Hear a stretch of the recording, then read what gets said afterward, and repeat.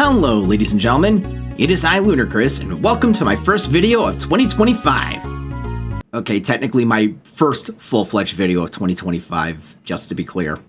But this won't be any ordinary video, it's a full-on wish list for Mega Man Maker. It's been well over a few months since 1.9 released and I've been having a blast with it. From the new enemies, to the new gimmicks, to the new bosses from 7 through 11. But this has me asking nowadays, what's next for Mega Man Maker? Well, that's what this video more or less aims to answer. I once watched a video by Fanny Boy, link in the description down below, who made a wish list for all the things he wanted in Mega Man Maker, and I really loved a lot of his choices. So, I decided to borrow inspiration from his video and decided to make a wish list of my own, be it for enemies, features, weapons, you name it.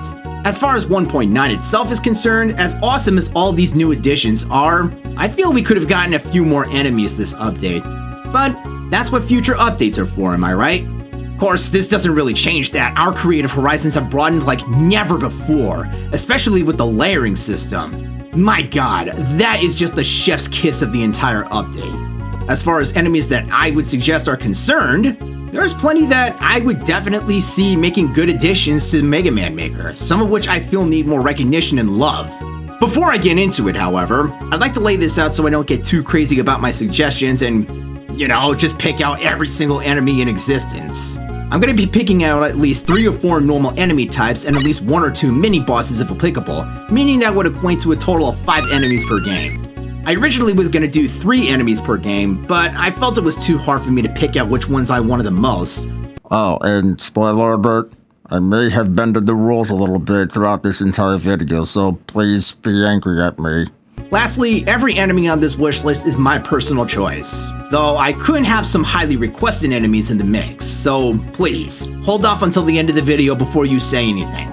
Without further ado, ladies and gentlemen, let's rock! To start things off, I'm going to combine Mega Man 1 and 2 since they don't have that many enemies left to add, so I'll instead just pick out 3 from each game as my top choices, equating to a total of 6, with our first runner-up from Mega Man 1 being Bomb Bomb Bomb, a football-shaped enemy that ascends from pits and explodes into 4 pieces. The reason for this enemy's inclusion is self-explanatory, really. We really are in need for more pit-type enemies, and this little guy would be useful for creating challenging platforming segments. Next up is Pepe. It flies, but doesn't explode when killed. That's all you need to know. For anybody who's tired of using Flying Bomb and Killer Bullet, Pepe would definitely make a great substitute, especially for anyone making Arctic-themed levels. Next up, the OG and the one that's been there since the beginning, Sniper Joe. He'll try to shoot you like every other Joe, but this one actually chases you if you get behind it. It is just criminal to me that we don't have enough Joes in this game, and this first iteration would more than make the returning Sniper Joe obsolete. Besides, Mega Man 2 Sniper Joe is boring as shit, so why not have this older brother as an option? Speaking of Mega Man 2, Kaminari Goro throws lightning bolts at you while riding a platform but allows you to ride it once killed. This game barely has any enemies that have 2 different functions, and Kaminari Goro would make a great addition for this reason alone. For options, you can toggle the platform to move in a circle or have it move back and forth in a straight line like Footholder, just to give this enemy a little more versatility. M445 descends slowly to your elevation, after which it will swerve towards your direction. Mega Man Maker could use some more aquatic enemies, and this little Metroid reject could definitely make a great fit for underwater or even space-themed levels. It would also be pretty funny to see its reaction when out of water. Finally, there's Springer. Functions like a Gabio wall, but pops its head wildly upon making contact with you. For anyone who's tired of the aforementioned Gabio wall and the like, more variety of the same redundant enemy types is always great, and it would also complement the giant Springer immensely. So there you have it, folks, my top choices from Mega Man 1 and 2. Now is where we get into the really good stuff. Onward and upward to good old Mega Man 3. Bicky. A Big Eye type enemy that can only be damaged when jumping, as it'll expose its weak point in the process. For anyone who finds Big Eye or Shoehorn boring or frustrating respectively, Bicky would actually make a decent balance between the two, making this the one Big Eye that's actually a challenge to fight. Not to mention, unlike Shoehorn, its hitbox won't be so fucky-wucky. Have Subi, or Have Subi. A flying bee that approaches from behind and drops a honeycomb that'll unleash a swarm of bees that harass you.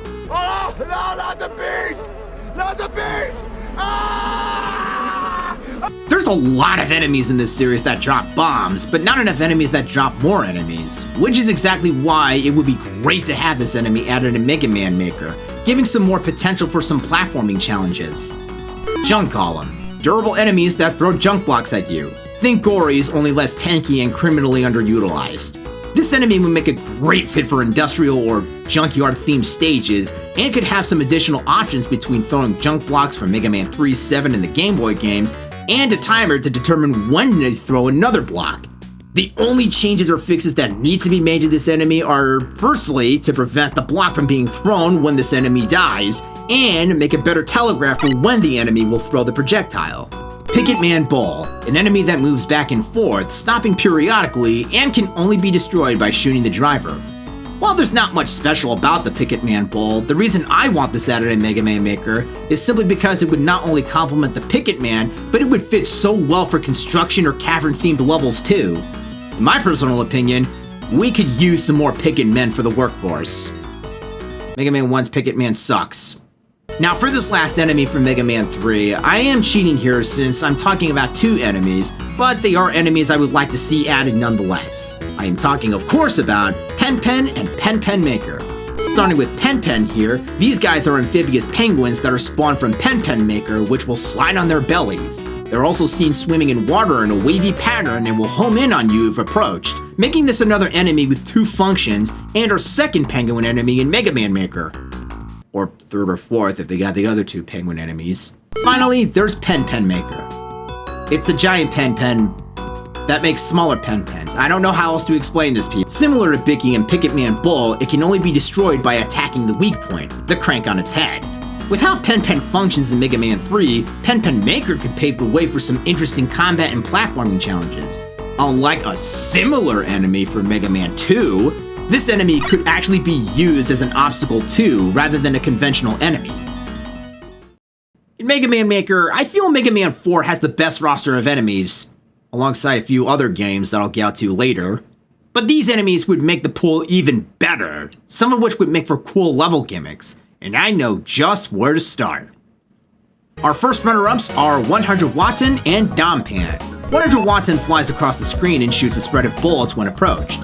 When killed, however, the entire room will go into a blackout. As for Dompan, it's just a walking enemy that will illuminate a dark room when killed. If you're going to add in 100 Watton, however, you can't leave out his trusted companion. Both these enemies would make for some interesting dark mechanics, and can even affect Mega Man and Bass's darkness effect. The mixture of different lighting sources with darkness would greatly enhance these enemies 1,000-fold. Hover will try to shoot you when you approach, but also acts as a safety flow for you to traverse spikes or other hazards. They'll move continuously until they either fall into a pit or hit a wall. Since we've now got water and lava hovers, I figured we could use a similar enemy or gimmick for spikes, and this would certainly be a great challenge to jump to safety, unlike with Pooker, for example. Finally, for our mini-boss enemies, we've got Escaru, a giant snail that attacks when it exposes its weak point by launching bombs, or its aforementioned weak point, the eyes.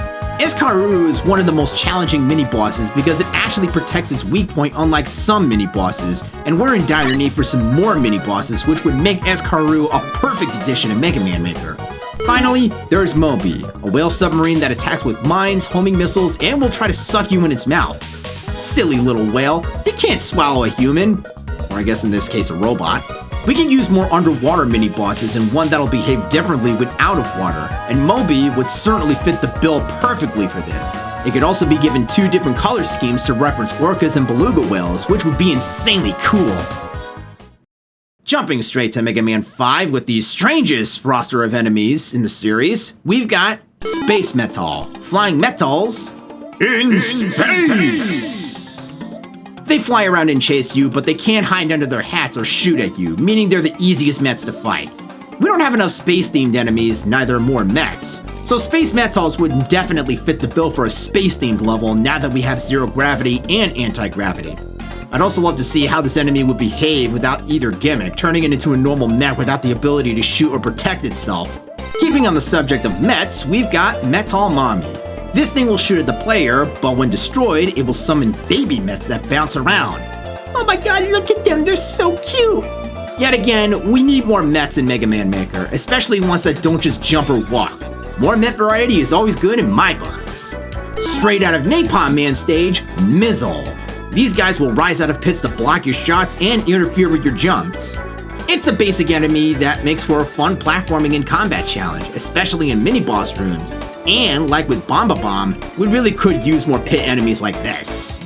Toss Machine, a baseball pitching enemy that tosses balls at your current position like a medieval catapult. These guys work like pitch hands, only they throw a ball overhead. And, shockingly, we don't have that many enemies that throw projectiles at you. See my Mega Man 3 enemies for a good suggestion. So Toss Machine would definitely make for a decent alternative to pitch-in or other throwing enemies.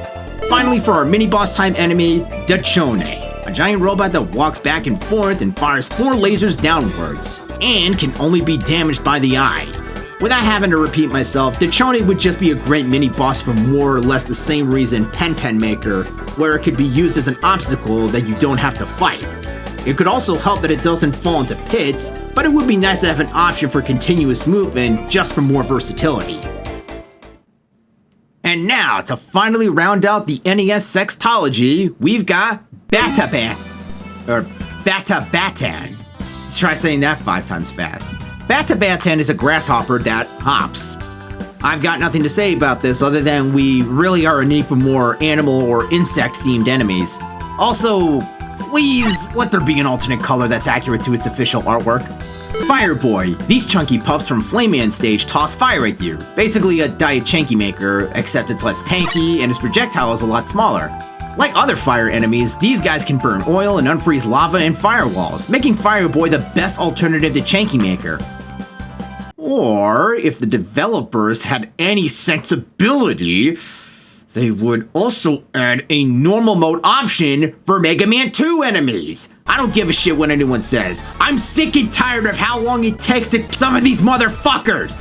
Fryander, Robot, Sniper Armor, and difficult mode in general. Please, for the life of us developers, give us an option for Mega Man 2 normal mode for enemies. Please? Power Slam. As the name indicates, this mechanical monstrosity will lift off and try to smash you flat when it reaches the ceiling. As a Big Eye type enemy, this guy would be a great enemy to hack due to its durability, and like some enemies before, would also be used as an obstacle for platforming challenges. Cannon Joe. This Joe mans a cannon that can fire on 2 sides. My reasoning for this enemy is not just because we need more cannon enemies, we also need more Joe enemies as well.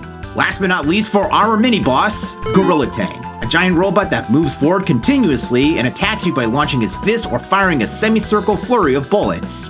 It can only be damaged by shooting its eyes, but is otherwise pushed back when shot anywhere else. You know, with the amount of bosses that involve you shooting their eyes, I'm starting to notice a bit of a pattern here. This might be one of the most versatile mini-bosses in Mega Man Maker due to many factors. Its constant movement means it'll go into pits and will stop only if it's blocked by a tile, and it could also have other options for speed and a toggle for continuous movement, which would diversify this enemy dramatically. Like some mini-bosses I've chosen, there are so many possibilities for customization, and it would be greatly off the charts with this enemy especially. Before I jump straight to Mega Man 7 onwards, I figured I'd give the Gameboy Games a little bit of recognition and love, since even I feel they have some pretty creative enemies that would be great to have in Mega Man Maker. So, starting off with Mega Man World 4, we have Gunner Joe.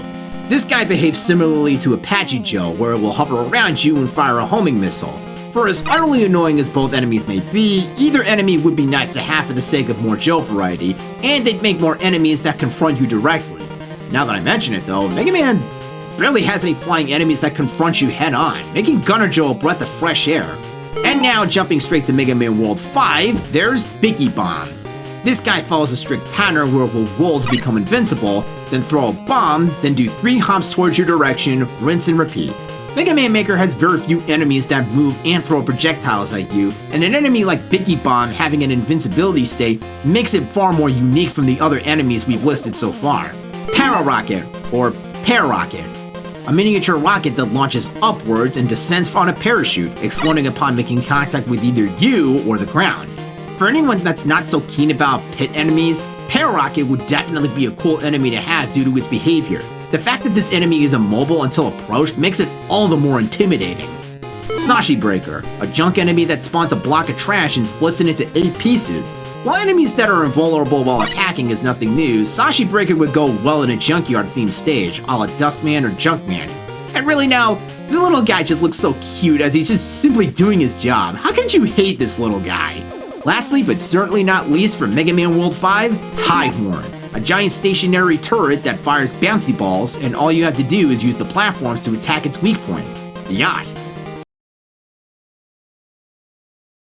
This is one of the more creative mini-bosses in that you have to use the falling platforms to attack it, but it could also work with all kinds of other gimmicks as well, like Yoku blocks, flip platforms, maybe even trains? I don't know. With the amount of gimmicks we have in Mega Man Maker, there is so much creative potential with Tie Horn, and the falling platforms that accompany it could be a gimmick of its own.